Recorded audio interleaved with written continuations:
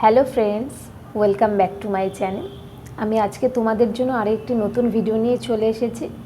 তোমরা অনেকেই জানতে চেয়েছো যে আমি কিভাবে পড়াশোনা করে এনএমে চান্স পেয়েছি, মানে আমার স্ট্র্যাটেজিটা কী ছিল, সেটাই তোমরা অনেকে জানতে চেয়েছো। তাই আজকে আমি আমার পুরো স্ট্র্যাটেজিটা তোমাদের সাথে শেয়ার করব। দেখো, আমি স্ট্র্যাটেজিটা শেয়ার করার আগে আমি সবাইকে বলবো যে ভিডিওটা কিন্তু কেউ স্কিপ করবে না, কারণ প্রত্যেকটা কথা অনেকটাই ইম্পর্টেন্ট। আমি স্ট্র্যাটেজি শেয়ার করার আগে বলবো, প্রথমে আমার সম্পর্কে আমি কিছু বলছি যে আমি কিন্তু এইচএস পাশ করে কিন্তু আমি এই এএনএম জিএনএমে পড়াশোনাটা আমি স্টার্ট করিনি। কারণ এইচএস পাশ করার পর আমি গ্র্যাজুয়েশন করেছি, আমি ডিএলএড করেছি, তারপর আমি শুধু ম্যাথামেটিক্সে কোচিং নিতাম। এছাড়া কিন্তু আমি এই এএনএম জিএনএম জয়েন্ট এন্ট্রান্স পরীক্ষার জন্য পুরোপুরি আমি সেলফ স্টাডি করেছি। দেখো, যেহেতু আমি সেলফ স্টাডি করেছি তো তোমরা অনেকে আমাকে ফলো করতে পারো। তবে আমি তোমাদেরকে বলবো যে যেহেতু আমি আগে ম্যাথামেটিক্সটা আমি প্র্যাকটিস করতাম, তাই জন্য আমার ম্যাথামেটিক্সটা অনেকটাই ক্লিয়ার ছিল। আর রিজনিংটা আমি নিজে নিজেই করতাম। আর এছাড়া আমার যেহেতু ইংলিশ অনার্স ছিল, ইংলিশে আমার কোনো সমস্যা ছিল না। তবে বায়োলজি আর ফিজিক্যাল সায়েন্সটা আমি কিন্তু খুব পড়েছি। দেখো, আমি কিন্তু বায়োলজিতে এই জীবনবিজ্ঞানের 9-10 বই কিন্তু আমি খুব পুঙ্খানুপুঙ্খভাবে ফলো করেছি। আমি ছায়ার সাতরার বইটা কিন্তু আমি খুব ভালো করে পড়েছি। এছাড়া ভৌতবিজ্ঞানেও সেম, আমি সাতরার আর ছায়ার বইটা আমি খুব ভালো করে ফলো করেছি। এছাড়া এএনএমের এই গাইডবুকটা আমি ফলো করেছি। দেখো, তোমাদের জীবনবিজ্ঞান, ভৌতবিজ্ঞান, ম্যাথ, রিজনিং, ইংলিশ সম্পর্কে তো বললাম, বাকি থাকলো জিকে। জিকেটা কিন্তু আমি আগে থেকেই অল্প অল্প পড়তাম, মানে আমি ফলো করতাম, আমার জিকে পড়তে খুবই ভালো লাগতো। তো সেক্ষেত্রে আমার জিকেটা কিন্তু সেভাবে আমার হয়ে গেছিলো। কিন্তু এবার কথা হচ্ছে যে তোমরা কি করবে। আমরা মানে আমাদের সময়, আমরা যে সময় এক্সাম দিয়েছিলাম মানে 22-24-এ, তখন কিন্তু 9-10 বইটা ফলো করলেই হয়ে যেত। কিন্তু এখন যা কোয়েশ্চেনের স্ট্যান্ডার্ড দেখছি, 9-10 বই ফলো করলে কিন্তু একদমই হবে না।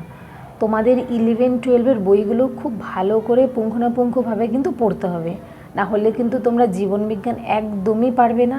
কারণ কোয়েশ্চেন অনেক স্ট্যান্ডার্ড হয়েছে, অনেক হাই হয়েছে। আমরা মানে 9-10 ফলো করে আমরা পেয়ে গেছি, সেটা আমাদের লাক। তোমাদের কিন্তু অনেক ভালো করে পড়তে হবে। হ্যাঁ, অনেকেই হয়তো বলবে যে 9-10 পড়লে হয়ে যাবে, কিন্তু আমি বলবো 9-10-এর সাথে সাথে 11-12টাও ভালো করে পড়ো। আমি যখন পড়াশুনো করতাম, মানে আমার ডেইলি শিডিউল কিন্তু অনেকটাই হেক্টিক ছিল। কারণ আমার সকালে ঘুম থেকে উঠে হয়তো আমি 2 ঘন্টা পড়তাম, কারণ আমার 8টা থেকে আমার পড়ানো থাকতো, আমি টিউশন পড়াতাম। আমি 6টা থেকে 8টা অবধি পড়তাম, তারপর আমি টিউশন পড়াতাম, তারপরে কিন্তু আমি একটা স্কুলে পড়াতে যেতাম, কারণ ওই সময় আমি একটা স্কুলে পড়াতাম। আর স্কুল থেকে এসে সেম আমি হয়তো একটু ঘুমাতাম, ঘুম থেকে উঠে আবার সেই টিউশনে পড়ানো থাকতো আমার বিকেলে, তারপরে হয়তো আমি রাতে একটু পড়ার সময় পেতাম। এটাই হলো আমার ডেইলি রুটিন। ঠিক আছে, আমি এই শিডিউলেও পড়াশোনা করতাম, মানে হার্ডলি আমি 5 ঘন্টা পড়তে পারতাম দিনে। আমি আমার পুরো শিডিউল পুরোটাই আমি তোমাদেরকে বলে দিলাম। এবার তোমরা কিভাবে পড়বে দেখো। আমি জীবনবিজ্ঞানের ক্ষেত্রে একটা কথা বলি, মানে আমি জীবনবিজ্ঞান কিভাবে পড়তাম, আমি প্রথমে একটা চ্যাপ্টার খুব ভালো করে পড়ে নিতাম। তারপর সেই চ্যাপ্টারটা আমি ইউটিউব থেকে যত শর্ট কোয়েশ্চেন আছে, মানে যত এমসিকিউ আছে, আমি প্রত্যেকটা চ্যানেলে গিয়ে গিয়ে সেই এমসিকিউগুলো কিন্তু পড়ে নিতাম। এর ফলে আমার ওই চ্যাপ্টারটা একদম ভালোভাবে হয়ে যেত। আর সেই চ্যাপ্টার থেকে যে কোয়েশ্চেনই আসতো আমি কিন্তু পারতাম। তোমরা কিন্তু এভাবেও পড়তে পারো। ঠিক আছে, এবার আমি বলছি, আমি 2022-24 আমি এক্সাম দিয়েছি। আমি কিন্তু তখন আমি 70 পেয়েছিলাম। আমার জিএমআর স্কোর ছিল 2205। দেখো, এএনএম জিএনএমের এক্সামের ক্ষেত্রে কিন্তু আমি কোনো রকম কোনো কোচিং নিইনি, বা কোনো আমি ইউটিউব চ্যানেল থেকে আমি কোনো কোচিং নিইনি। আমি কিন্তু পুরোপুরি সেলফ স্টাডি করেছি। তোমরা যারা সেলফ স্টাডি করতে চাও অবশ্যই পারবে।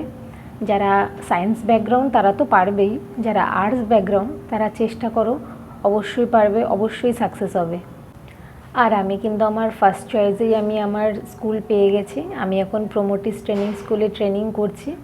আমি আমার স্কোর জিএমআর সবই তোমাদেরকে বলে দিলাম। আর পড়াশোনাটা খুব ভালো করে করো, কারণ খুব এখন কম্পিটিশান হচ্ছে। আর খুব ভালো করে পড়লে আশা করি তোমরাও ক্র্যাক করতে পারবে। আজকে আমি যে জায়গায় আছি তোমরাও সেই জায়গায় আসতে পারবে। তোমাদেরকে আমার জার্নিটা বলতে বলতে অনেকটা বড় হয়ে গেল ভিডিওটা। আর যদি ভিডিওটি ভালো লেগে থাকে অবশ্যই লাইক কমেন্ট শেয়ার করবে, আর নতুন কোনো বন্ধু হলে কিন্তু সাবস্ক্রাইব করবে। টাটা।